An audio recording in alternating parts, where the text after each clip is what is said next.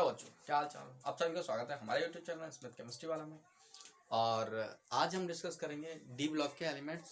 और D block के elements में जो पिछला लेक्चर था उसमें हमने एटॉमिक रेडियस ऑक्सीडेशन स्टेट के बारे में पढ़ लिया था। और आज पढ़ेंगे एटॉमिक रेडियस। एटॉमिक रेडियस के बारे में पढ़ेंगे। तो एटॉमिक रेडियस क्या होता है? इसको बोलते हैं परमाणु त्रिज्या। परमाणु त्रिज्या, ठीक है। तो परमाणु त्रिज्या के बारे में पढ़ेंगे। परमाणु त्रिज्या क्या होती है, पहले ये हमें डिसाइड होना, हमें ये पता होना चाहिए कि परमाणु त्रिज्या क्या होती है। तो हमारे पास में हमें एटम होता है। एटम में इलेक्ट्रॉन होते हैं और एक न्यूक्लियस होता है। न्यूक्लियस में इलेक्ट्रॉन होते हैं, क्या होते हैं? इलेक्ट्रॉन होते हैं और प्रोटॉन। न्यूक्लियस में इलेक्ट्रॉन नहीं होते। न्यूक्लियस में प्रोटॉन होते हैं और न्यूट्रॉन होते हैं, ठीक है। तो उन्होंने कहा न्यूक्लियस से परमाणु के किसी परमाणु की त्रिज्या होती है नाभिक से बृहत्तम कक्षा में उपस्थित इलेक्ट्रॉन के बीच की दूरी को। नाभिक से बृहत्तम कक्षा में उपस्थित इलेक्ट्रॉन के बीच की दूरी को क्या बोलते हैं? परमाणु त्रिज्या कहते हैं। क्या बोलते हैं? परमाणु त्रिज्या कहते हैं। इसको ही बोलते हैं त्रिज्या। ये कौन सी है? बाहरी त्रिज्या, बाहरी कक्षा, बाहरी ऑर्बिटल। क्या है ये? बाहरी ऑर्बिटल है। बाहरी ऑर्बिटल। और बाहरी ऑर्बिटल में ये क्या है? इलेक्ट्रॉन, यानी कि नाभिक से बृहत्तम कक्षा में उपस्थित इलेक्ट्रॉन के बीच की दूरी को। नाभिक से बृहत्तम कक्षा में उपस्थित इलेक्ट्रॉन के बीच की दूरी को क्या बोलते हैं? परमाणु त्रिज्या कहते हैं। नाभिक से बृहत्तम कक्षा में उपस्थित इलेक्ट्रॉन के बीच की दूरी को ही क्या बोलते हैं? परमाणु त्रिज्या कहते हैं। अब बात करते हैं, हमारे पास में आते हैं वर्ग 15 के तत्व। वर्ग 15 के तत्व। तो वर्ग 15 के तत्वों में परमाणु त्रिज्या का क्या होगा? ऊपर से नीचे आने पर वर्ग 15 के तत्व में हमारे पास में होता है नहीं, पसंद, ऐसे, सब और भाई। अब यहाँ पे देखते हैं भाई परमाणु त्रिज्या पे क्या प्रभाव पड़ता है। अगर ऊपर से नीचे आ रहे हैं, यार वर्ग में ऊपर से नीचे आ रहा है तो परमाणु त्रिज्या पे क्या प्रभाव पड़ेगा वो उसके बारे में डिफाइन करते हैं। तो देखो, हम नाइट्रोजन है, नाइट्रोजन का साथ है 1s2 2s2 और 2p3, ठीक है। और वैसे ही हमारे पास में फास्फोरस का है। फास्फोरस का कितना है? 15 इलेक्ट्रॉन विन्यास होता है। तो इसका क्या बोलेंगे? 1s2 2s2 और 2p6 3s2 और 3p3। अब भाई यहाँ पे देखते हैं कक्षा कहाँ पर बढ़ रही है। देखो यहाँ पर कक्षाएं कितनी है? 1 और 1 2। यहाँ पे कक्षाएं कितनी है? 1 और यहाँ से यहाँ तक 2 और यहाँ से यहाँ तक 3। तो कहने का मतलब n के यहाँ पर नाइट्रोजन है और n की कक्षाएं कितनी है? 3। तो बृहत्तम कक्षा 2 है। तो यहाँ पर बृहत्तम कक्षा इलेक्ट्रॉन यहाँ से इस नाभिक से दूरी, इसकी दूरी ये r है। अब यदि फास्फोरस है, फास्फोरस में कितनी कक्षाएं हैं? 3 है। तो सबसे पहले 1 2 और 3। तो भाई यहाँ से यहाँ तक की दूरी ज्यादा होगी।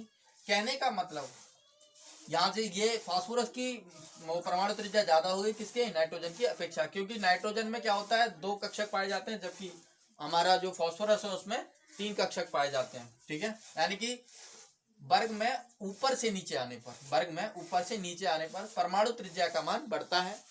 क्यों बढ़ता है? क्योंकि परमाणु में कक्षाओं की संख्या बढ़ती है। देखो भाई, इसमें 2, इसमें 1 हो गया, इसमें 2 है और इसमें कितनी हो गई? 3 हो गई है, ठीक है। तो कक्षाओं की संख्या बढ़ती है, ठीक है।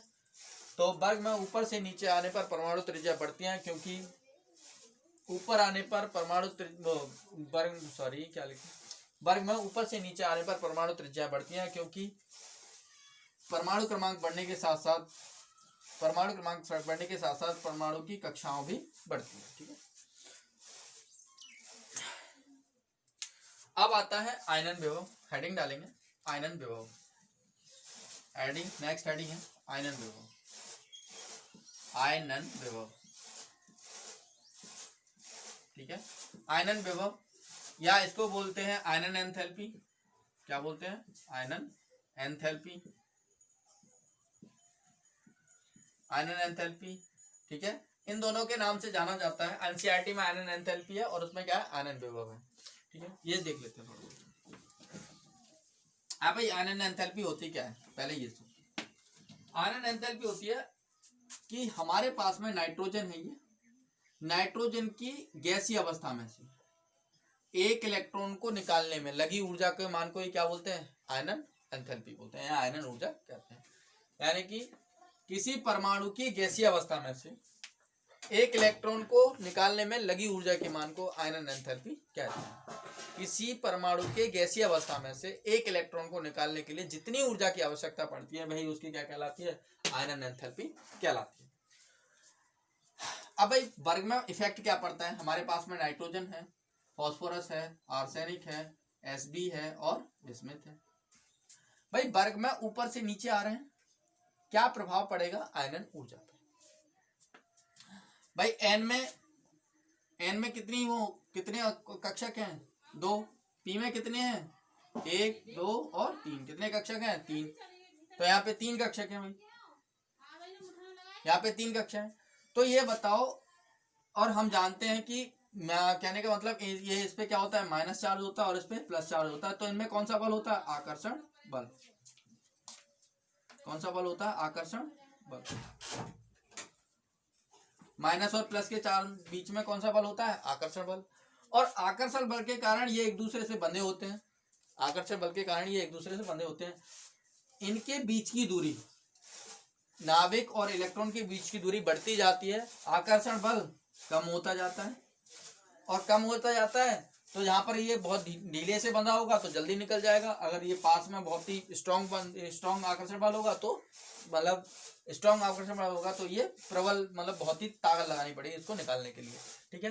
तो यहाँ पर क्या होगा, वर्ग में ऊपर से नीचे आने पर आयनन एंथैल्पी का मान घटता है, क्योंकि नाभिक से इलेक्ट्रॉन की दूरी बढ़ती है, जिसके कारण आकर्षण बल, नाभिक और इलेक्ट्रॉन के बीच आकर्षण बल कम हो जाता है, जिससे वह धीरे में जिससे कम आकर्षण बल लगता है और जिसको निकालने के लिए कम ऊर्जा की आवश्यकता पड़ती है, ठीक है। वर्ग में ऊपर से नीचे आने पर आयनन एंथैल्पी का मान घटता है, क्योंकि नाभिक से इलेक्ट्रॉन के बीच की दूरी बढ़ती है। कक्षाएं बढ़ती हैं, कक्षाएं बढ़ने के बाद में क्या होता है, नाइट्रोजन से नाभिक से इलेक्ट्रॉन की बीच की दूरी बढ़ती है, ठीक है। ये नोट कर लो, ठीक है। नेक्स्ट, अब आता है नेक्स्ट हेडिंग है विद्युत ऋणात्मकता। नेक्स्ट हेडिंग है विद्युत ऋणात्मकता।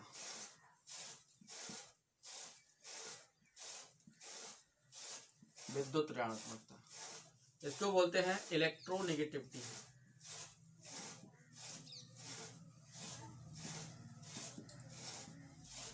इलेक्ट्रोनेगेटिविटी भाई विद्युत ऋणात्मकता, इसको थोड़ा सा रफ कर देते हैं,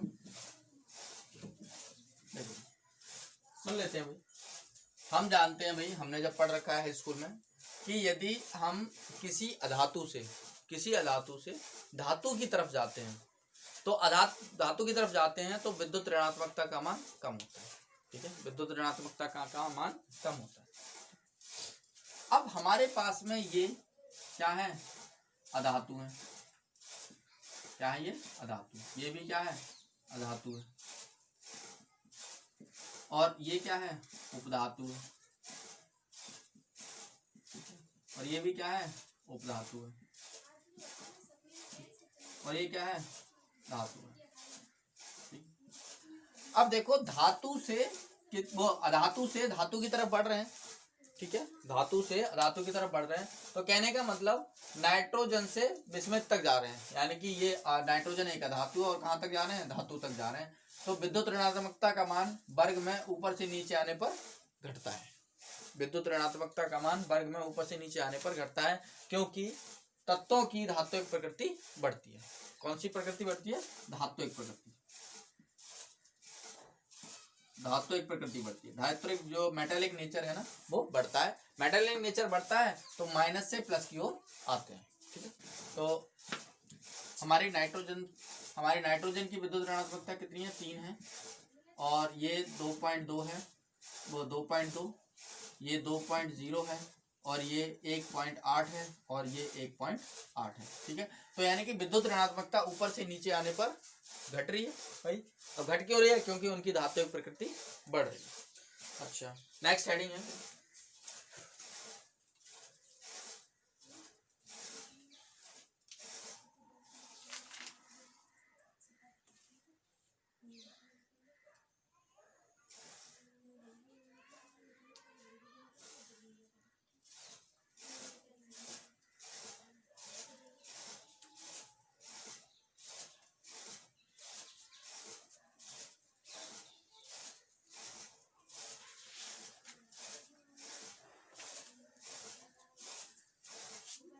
अब आते हैं नेक्स्ट टॉपिक। नेक्स्ट टॉपिक है भाई रासायनिक गुण। ठीक है, कौन से गुण है? रासायनिक, केमिकल प्रॉपर्टीज। केमिकल प्रॉपर्टीज भाई, केमिकल प्रॉपर्टीज क्या होगी?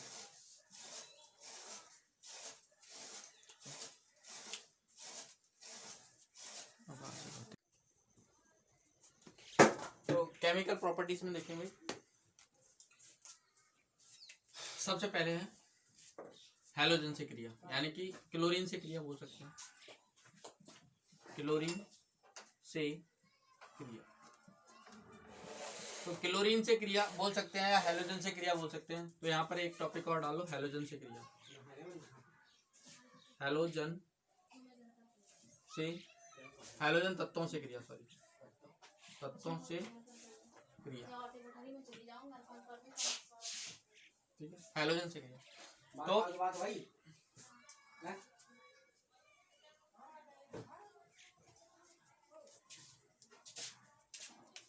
तो हैलोजन से क्रिया, तो हैलोजन से क्रिया करने के बाद में ये ई पर गई ना, तो सही है यार, रुपया देखते हैं वो देखते हैं बाल्टी में कपड़ा लगा हुआ है। ये हैलोजन से क्रिया करके EX3 बा EX5 प्रकार के यौगिक बनाते हैं। 5 प्रकार के क्या बनाते हैं? कंपाउंड बनाते हैं।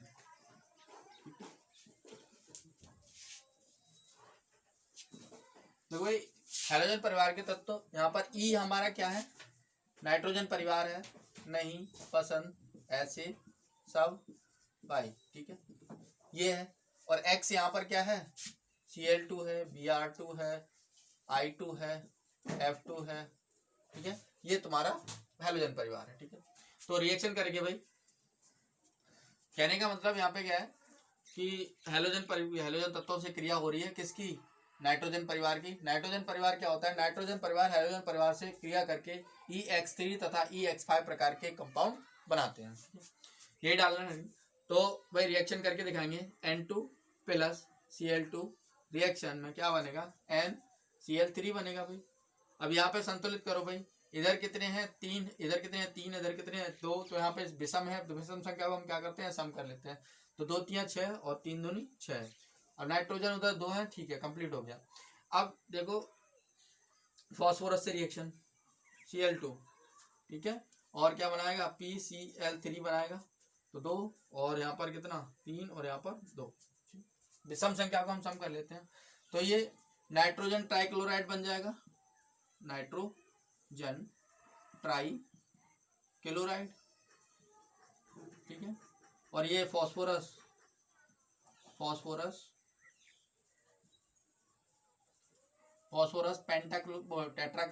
Trichloride, chloride, phosphorus trichloride. और फिर प्लस, और फिर किससे? Cl2 से रिएक्शन कराएंगे और क्या बनाएगा? PCl5 बनाएगा। और कितना? 2 और यहाँ पर 5। ठीक है, सॉरी 5 यहाँ पे सही से, और यहाँ पे 2। इसको बोलते हैं फॉस्फोरस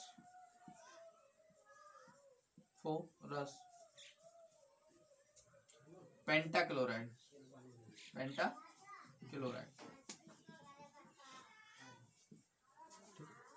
क्लोराइड। वैसे ही आर्सेनिक है। अब ऐसे ही आर्सेनिक से करा सकते हैं AS से करा सकते हैं प्लस Cl2 रिएक्शन, AS से करा सकते हैं, AS में डबल करा सकते हैं रिएक्शन, फिर उसके बाद में ये, ठीक है। और यहाँ पे भी करा सकते हैं, यहाँ पे दिखा देता हूँ मैं आपको, ठीक है। यहाँ पे है हमारे पास में Sb है प्लस Cl2 है, रिएक्शन कराएंगे, क्या प्राप्त हो गया, और फिर Sb है, फिर प्लस है, और फिर Cl2 है, Cl2 करेंगे, ठीक है। और क्या प्राप्त होगा वो रिएक्शन आपने डिस्कस करेंगे, ठीक है। तो मैं आपसे कहता हूँ कि 1 2 3 और आप रिएक्शन करके दिखाओ, ठीक है। अब हाँ करो, स्क्रीनशॉट ले लो, फिर उसके बाद में बताते हैं। हाँ कर ली, चलो ठीक है। तो भाई इसमें भी क्या है, ये भी होगा AsCl3 प्रकार के बनेगा, आर्सेनिक ट्राइक्लोराइड बनेगा, इसको भी क्या बोलेंगे, arsenic trichloride,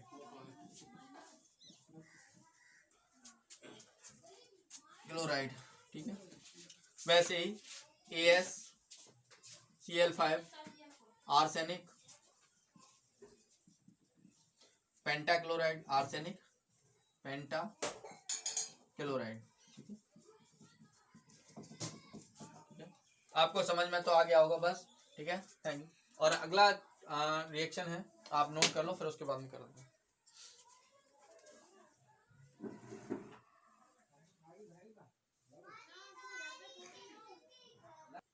next topic heading है हाइड्रोजन से क्रिया, ठीक है, हाइड्रोजन से क्रिया। इसमें एक क्वेश्चन बनता है, वो थोड़ा सा देख लेते हैं, ठीक है। एक क्वेश्चन बनता है,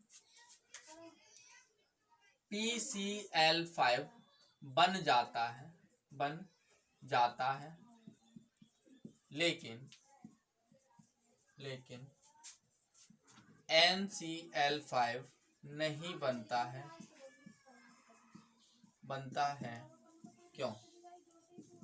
ये एग्जांपल है, कभी कभी पूछ लेते हैं तुमसे, बोर्ड में भी पूछ लेते हैं, बोर्ड में भी पूछा गया है ये सवाल, ठीक है। इस प्रकार के सवाल बनते रहते हैं, तो ये देख लेते हैं, ठीक है। हाँ भाई देखो, हमारे पास में क्या होता है भाई, नाइट्रोजन देख लो भाई, नाइट्रोजन 7 होता है, 1s2 2s2 2p3, ठीक है, 7 भाई। इसमें डी कक्षा नहीं है, ठीक है, कोई बात नहीं, यहाँ पर कक्षा इसकी समाप्त हो जाती है।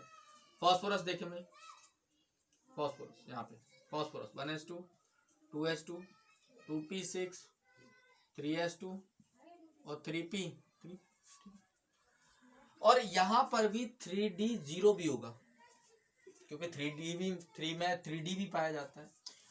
तो भाई यहाँ पर ये 3s का डब्बा 2 इलेक्ट्रॉन, यहाँ पर p का डब्बा, p में कितने होते हैं 3, 1 2 और 1 3, और d वाला बना लो, d में कितने होते हैं 5, 1 2 3 4 और 1 2 3 4 5, ठीक 5। अब क्या होता है, इसको बोलते हैं ग्राउंड स्टेट, क्या बोलते हैं, ग्राउंड स्टेट, इसको बोलते हैं स्थायी अवस्था, क्या बोलते हैं हिंदी में, स्थायी अवस्था। और होती है एक्साइटेड स्टेट, यानी कि उत्तेजित अवस्था। तो ये इलेक्ट्रॉन क्या है, उत्तेजित होकर इस वाली कक्षा में पहुंच जाता है, और पहुंचने के बाद में ये यहां से 1 2 3 4, ये इलेक्ट्रॉन एक इसमें, एक इसमें, और एक इसमें, और एक इसमें, और इसमें क्या हो गए 5 इलेक्ट्रॉन खाली हो गए। 5 अगर अनपेड हैं तो इन्हें कितने की जरूरत पड़ेगी, जोड़ा बनाने के लिए 5 की जरूरत पड़ेगी। तो इसमें क्या करते हैं, ये Cl अपना जोड़ लेते हैं, तभी बन जाता है PCl5। अब उसके बाद में N का देख लो भाई, N में क्या होता है, ये देखो भाई, ये बना लिया, 3 बना लिए ये वाले। अब इसमें सिर्फ 3 Cl ही जोड़ सकते हैं, इसमें 3 Cl ही जोड़ सकते हैं। अब इसमें उत्तेजित अवस्था होती नहीं है, एक ही स्टेट होती है, ग्राउंड स्टेट। उत्तेजित अवस्था तब होती जब इसमें डी ब्लॉक, डी अदर कक्षा लगी हुई होती इसमें। तो हमें पता है कि S में 2s में सिर्फ दो ही ऑर्बिटल होते हैं, एक S होता है और एक P होता है, D ऑर्बिटल नहीं होता है। कहने का मतलब इसमें क्या है, हम बोल सकते हैं N एटम में D ऑर्बिटल नहीं पाया जाता है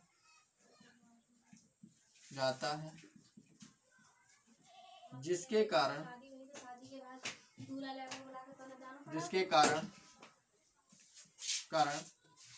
NP NCl5 नहीं बनता है, NCl5 नहीं बनता है, जबकि फास्फोरस में d ऑर्बिटल पाया जाता है, इसीलिए इसमें ये मतलब PCl5 बन जाता है। ठीक है, अगला नेक्स्ट है हाइड्रोजन से क्रिया, वो कराएंगे अभी। ठीक है, ये मिटा दें 1 2 3 4। ठीक है, रुक, नेक्स्ट है टॉपिक। हाँ तो भाई नेक्स्ट टॉपिक हाइड्रोजन से क्रिया। हाइड्रोजन हाइड्रोजन हाइड्रोजन हाइड्रोजन भाई हाइड्रोजन क्या होता है? H2। तो क्या बोलेंगे, नाइट्रोजन परिवार के सभी तत्व EH3 प्रकार के हाइड्राइड बनाते हैं। क्या बनाते हैं? हाइड्राइड बनाते हैं। ठीक है भाई, क्या बनाते हैं? हाइड्राइड बनाते हैं। जैसे कि भाई बोल सकते हैं कि नाइट्रोजन परिवार के तत्व हाइड्रोजन से क्रिया करके EH3 प्रकार के हाइड्राइड बनाते हैं, जहां पर E बराबर हो सकता है नाइट्रोजन, फास्फोरस, आर्सेनिक और एंटीमनी और बिस्मथ हो सकता है, इनमें से कुछ भी हो सकता है। एक टॉपिक और रह गया था, वो और बताएंगे, डिस्कस कराएंगे अभी इसका, बिस्मथ का। रेडियो एक्टिव एलिमेंट थे ना, आपने पढ़े थे ना, रेडियो एक्टिव तत्व क्या होते हैं? वे तत्व जो अपने अंदर से अल्फा, बीटा और गामा रे को निकालते रहते हैं। ठीक है, वो बोलते हैं रेडियो एक्टिव। ठीक है, पहले इसको देखते पहले। तो हमारे पास में भाई N है, N2 है प्लस H2 है, रिएक्शन करेंगे। क्या कौन सी रिएक्शन होगी भाई? ये कौन सी रिएक्शन है? Fe और MO लगा हुआ होता है उसमें। कौन सी रिएक्शन होती है? हावर प्रोसेस। कौन सी होती है? हावर प्रोसेस, अमोनिया बनाने की। ठीक है, ध्यान रखो। ठीक है, तो यहाँ पे 3 2 3 यहाँ पर और यहाँ पर 2 सही। हावर प्रोसेस है, ये कौन सी है? हावर प्रोसेस, हावर प्रोसेस, हावर प्रक्रम, हावर।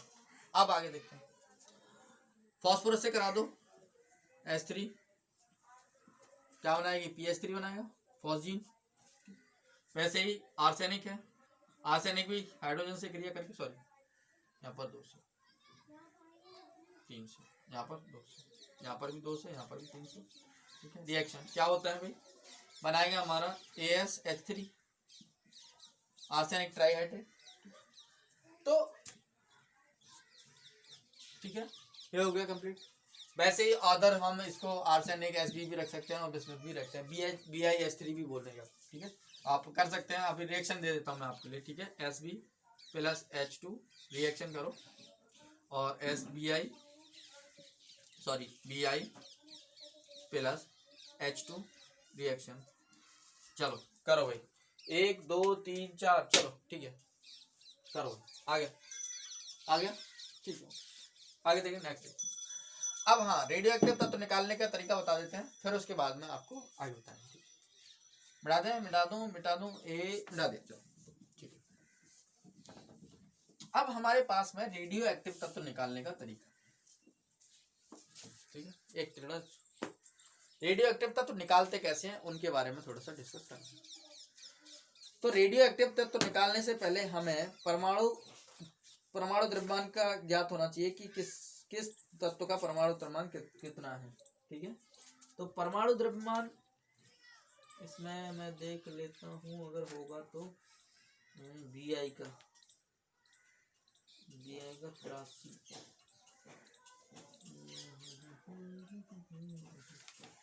परमाणु द्रव्यमान नहीं दिया है क्या?